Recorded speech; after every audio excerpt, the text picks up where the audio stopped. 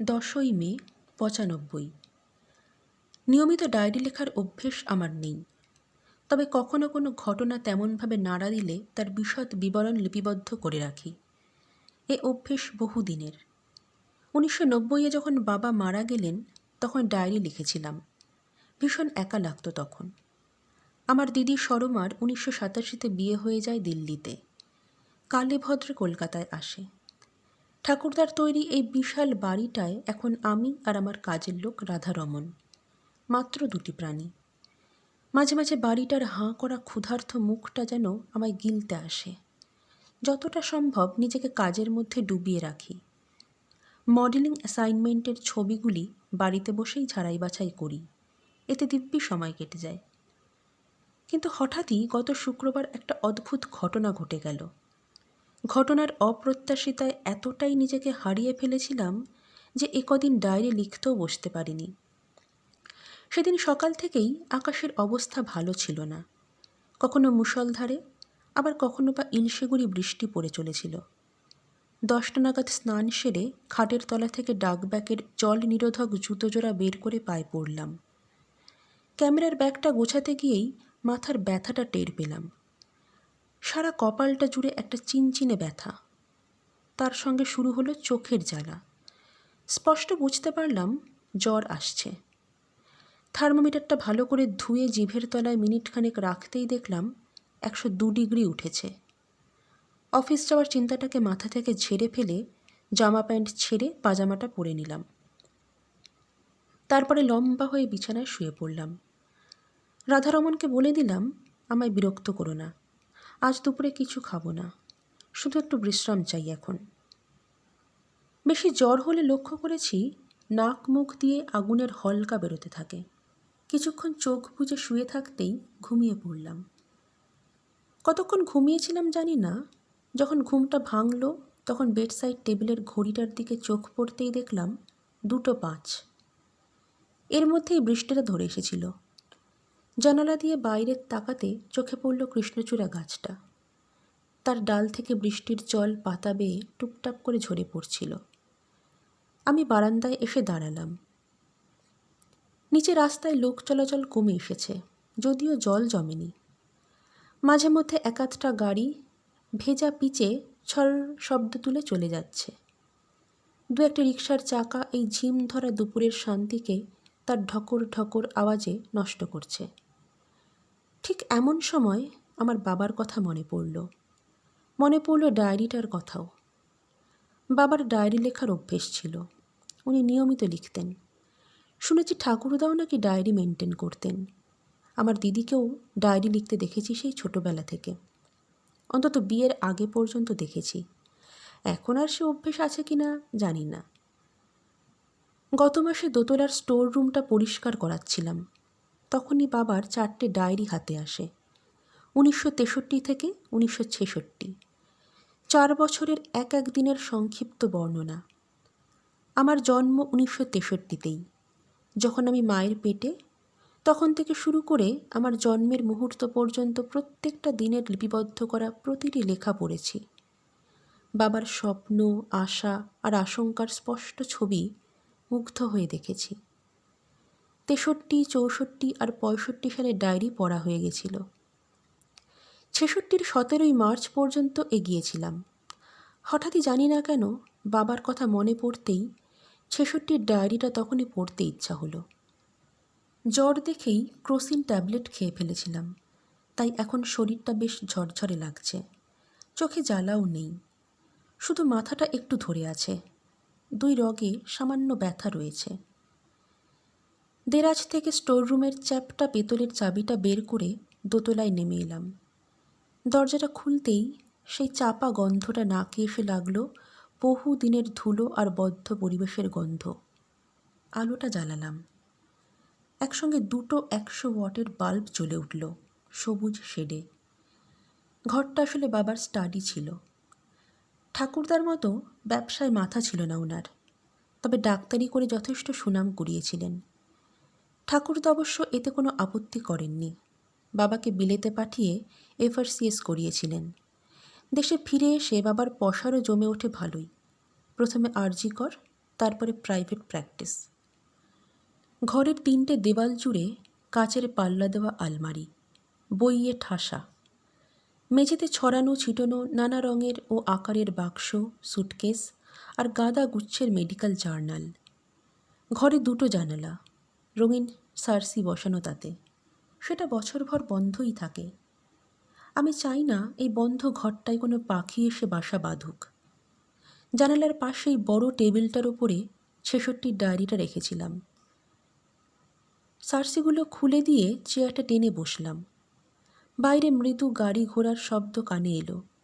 খোলা জানালা দিয়ে মেঘলা দিনের আলো এসে ঘরে পড়ছে। ঠান্ডা একটা হাওয়াও যেন আসছিল।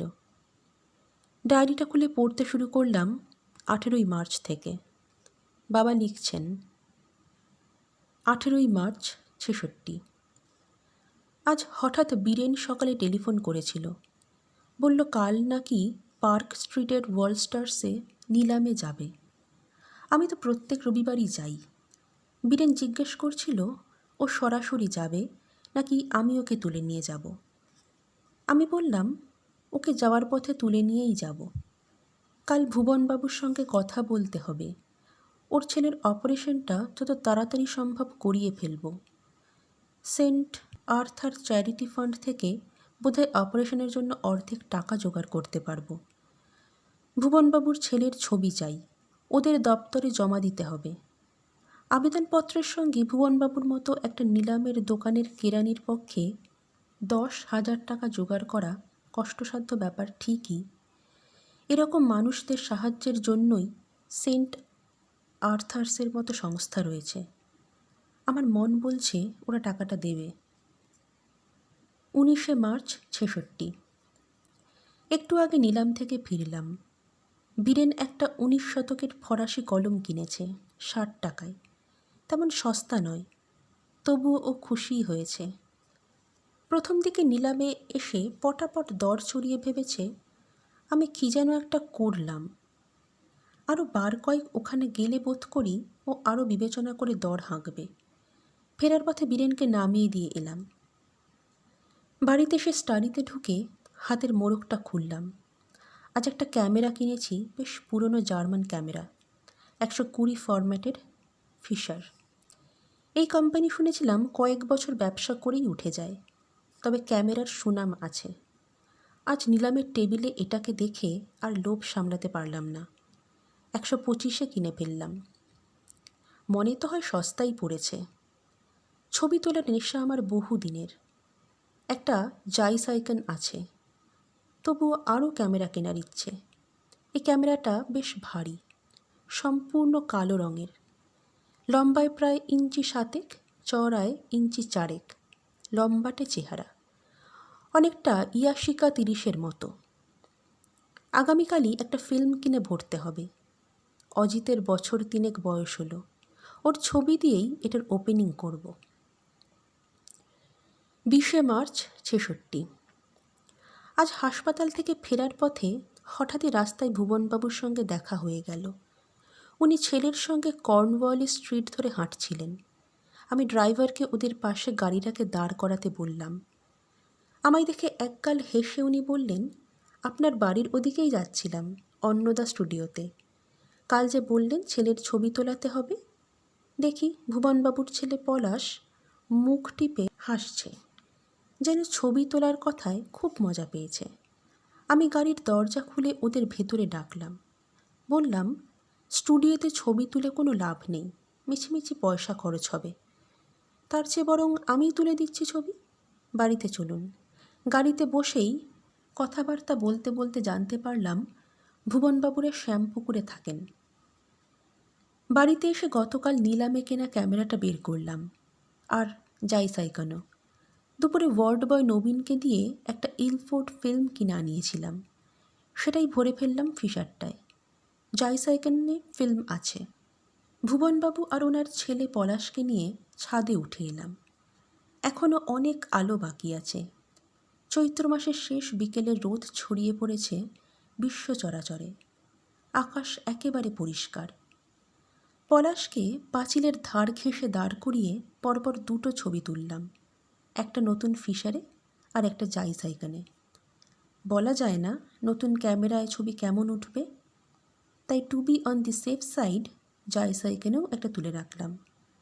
ছবি তোলার পর ওরা বাড়ি চলে গেলেন। 21শে মার্চ 66। কোত্থেকে কী যে হয়ে যায় বলা যায় না। হঠাৎই আজ সকালে ভুবনবাবু ছুটে এলেন আমার কাছে।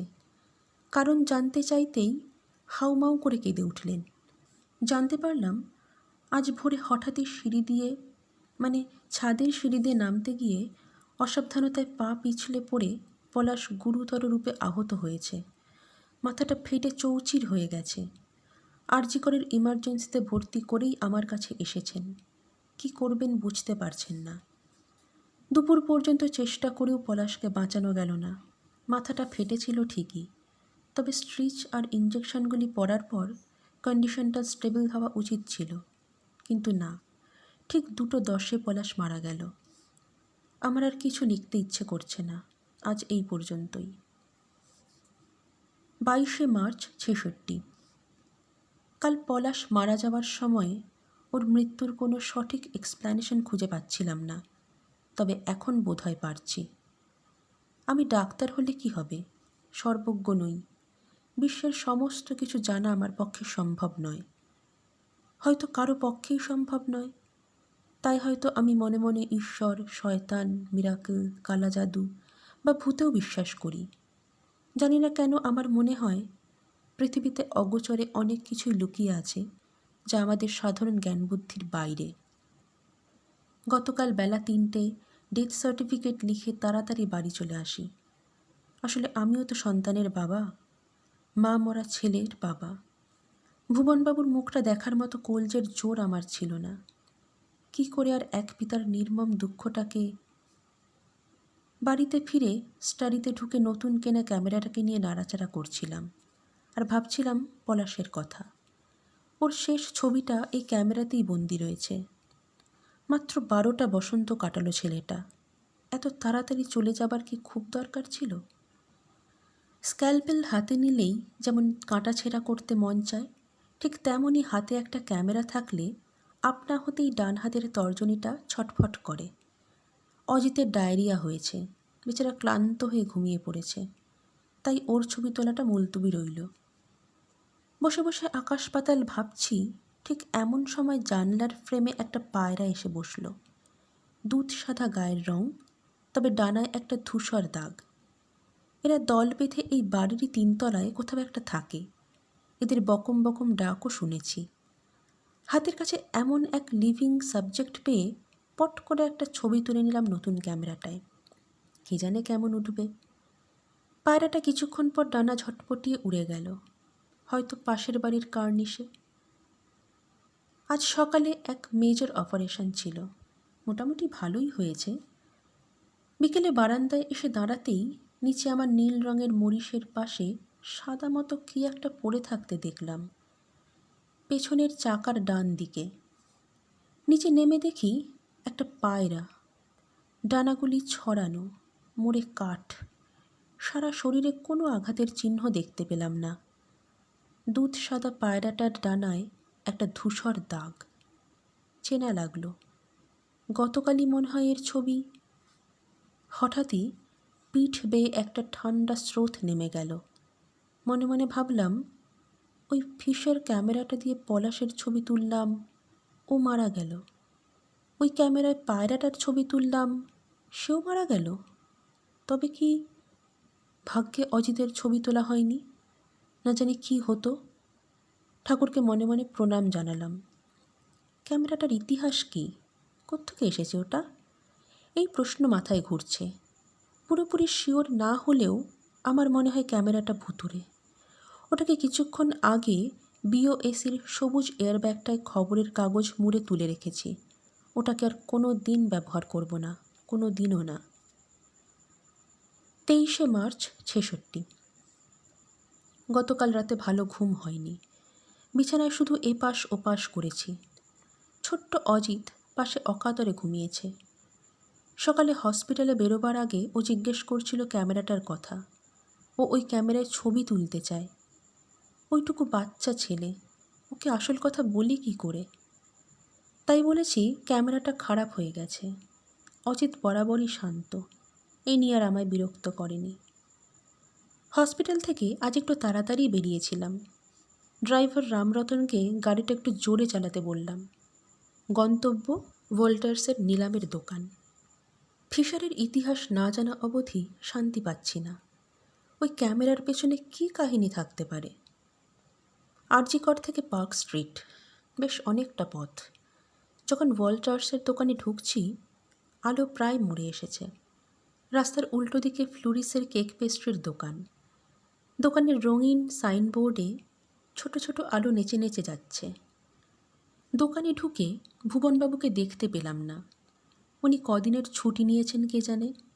একমাত্র ছেলের মৃত্যুশোক কি এত তাড়াতাড়ি ভোলা যায়?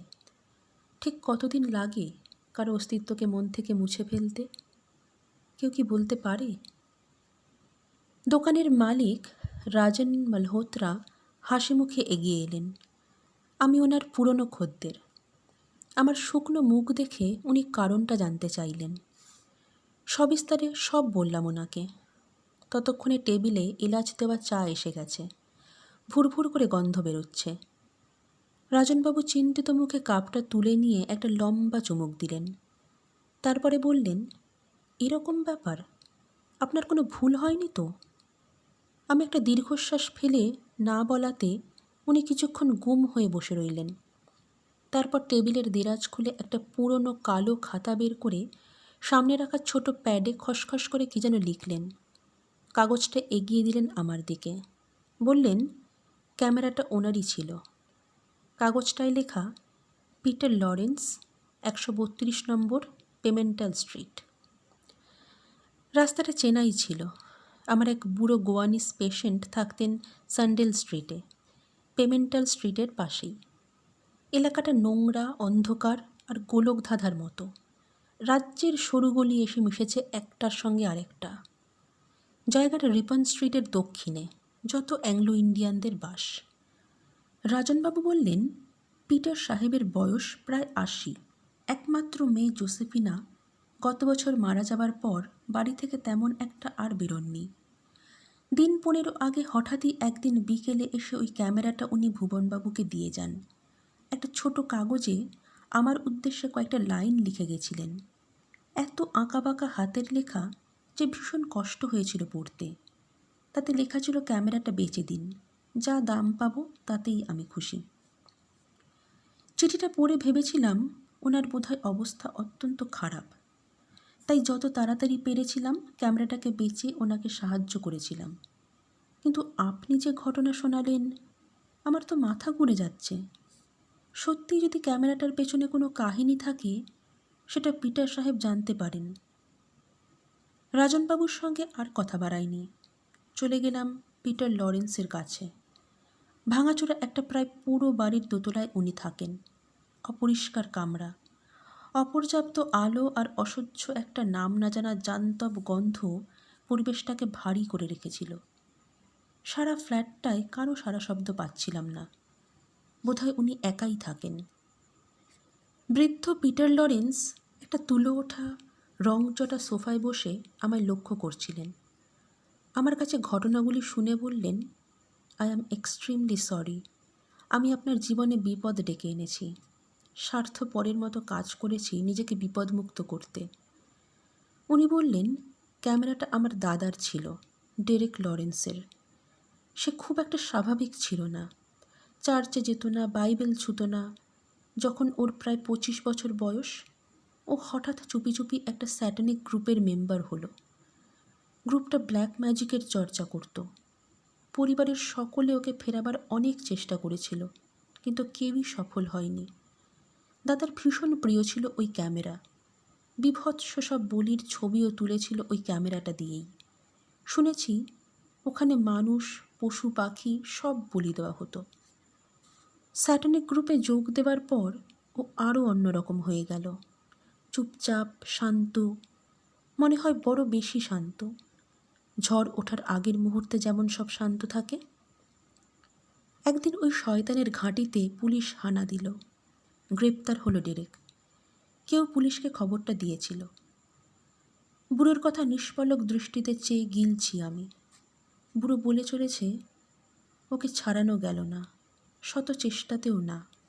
অবশেষে ওর কেস কোর্টে গেল, বিচারে ওর ফাঁসির হুকুম হলো। গলায় পরানোর ঠিক আগে দাদা বলেছিল, আমার শরীরের মৃত্যু হতে চলেছে ঠিকই, কিন্তু আমার আত্মা থাকবে। কোনো না কোনো বস্তুর মধ্যে আমি ফিরে আসব, আবার খুন করব। প্রাণনাশের আনন্দের কোনো বিকল্প নেই। এতটা বলে পিটার সাহেব থামলেন। ওনার বুক হাঁপুড়ের মতো ওঠানামা করছিল। পাশের র্যাক থেকে জলের জগটা পেরে এক নিঃশ্বাসে অনেকটা জল খেয়ে ফেললেন। নোংরা মলিন শার্টের হাতায় ঠোঁট দুটো মুছে বললেন, আপনি ওসবে বিশ্বাস করেন কি না জানি না, তবে to tell you the truth, I think that camera is possessed. ডেরেকের প্রতিহিংসা পরায়ণ আত্মা ওই ক্যামেরায় রয়েছে। আমি ওটা দিয়ে কোনো দিন ছবি তুলিনি, বাড়িতে এমনিই পড়েছিল।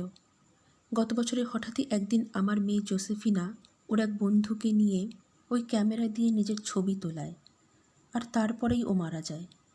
তাই সেদিন রাতে পিটার লরেন্সের বাড়ি থেকে ফিরে আর স্টাডিতে ঢুকিনি। সবুজ বিওএসির ব্যাগটার দিকে তাকাবার ইচ্ছে ছিল না। তবে ক্যামেরাটা আমি বেচব না। অন্য কারো জীবনে কালো ছায়া নেমে আসুক, এটা আমি চাই না। আমার লেখা এই ডায়েরি সরমা বা অজিত বড় হয়ে পড়বে আশা করি। তখন ওরাও ক্যামেরাটার সম্বন্ধে জানতে পারবে। সব পড়ার পর আমার মনে হয় ওরা ক্যামেরাটাকে নিছক কৌতূহলে ব্যবহার করবে না জোসেফিনার মতন। 10ই মে 95, শেষাংশ। এই পর্যন্ত পড়ে আমি থামলাম। মাথার দুপাশটা আবার দপদপ করছিল। ক্রোসিনের প্রভাব কি তবে কমে এলো? কপালে হাত দিয়ে দেখলাম ঘাম। আমি অবাক হয়ে মেঘলা আকাশের দিকে তাকিয়েছিলাম। মনে মনে অনেক কথা ভাবছিলাম। বাবা কেন ক্যামেরাটাকে নষ্ট করে ফেললেন না? বাবা কি ভয় পেয়েছিলেন? এতগুলি ভাবনা, চিন্তা, প্রশ্ন মনে জোট পাকিয়ে দিচ্ছিল। চেয়ারে বসা অবস্থাতেই পেছন ফিরে মেঝের দিকে তাকালাম। মনে বিশ্বাস আর অবিশ্বাসের লড়াই চলছে পুরো দমে।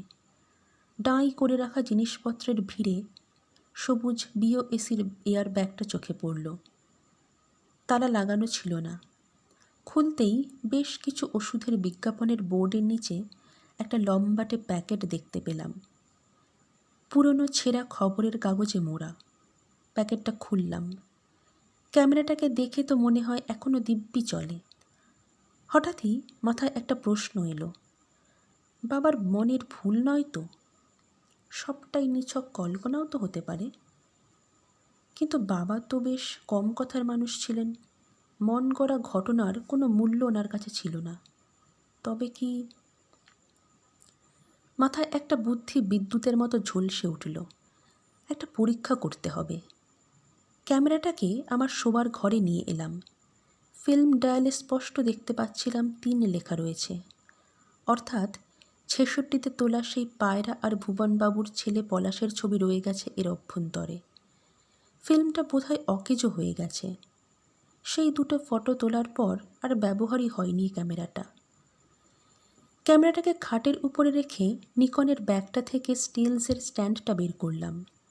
ক্যামেরাটাকে তার উপরে বসিয়ে সেলফ টাইমারের বোতামটায় দম দিয়ে দিলাম, আর তারপরে শাটারটা টিপলাম।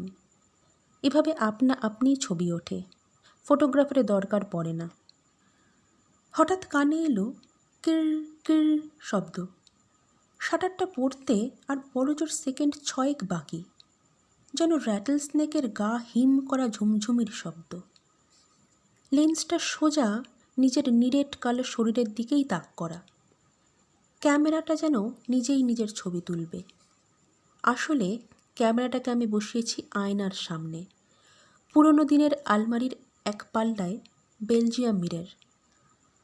ক্যামেরার প্রতিবিম্ব আয়নায় দেখা যাচ্ছে।